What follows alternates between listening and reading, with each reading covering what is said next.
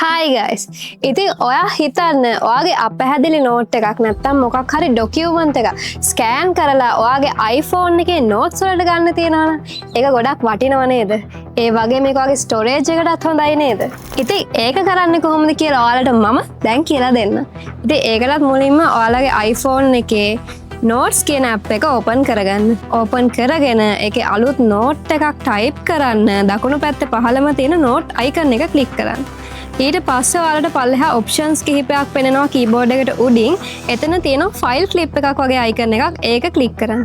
ඒක click කරලා ඒකේ උඩින්ම තියෙන scan text කියන එක click කරන්න. ඊට පස්සේ ඔයාලට අවශ්‍ය document එක නැත්නම් ඔයාලට අවශ්‍ය scan කරගන්න අවශ්‍ය note එක මෙන්න මේකෙන් scan කරන්න.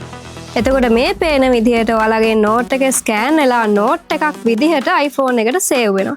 ඊට පස්සේ ඔයාලට save කරන්න විතරයි තියෙන්නේ. ඉතින් මම හිතනවා අද වීඩියෝ එකත් ඔයාලට ගොඩාක් වැදගත් වෙන්න ඇති කියලා. ඉතින් ඔයාලා හිතන්න ඔයාලා මොකක් හරි document එකක් නැත්නම් මොකක් හරි note එකක් photo එකක් ගහලා ඔයාලගේ phone එකට save කරගන්නවට වඩා මේ විදිහට scan කරලා note එකක් විදිහට save කරගත්තාම ඔයාලගේ phone එකේ storage එකත් ඔයාලට ඉතුරු කරගන්න පුළුවන්.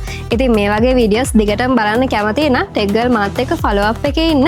ඒ වගේම මේ වීඩියෝ එකට like එකක් දාලා අනිවාර්යෙන් ඔයාලගේ යාළුවන්ටත් බලන්න share කරන්න.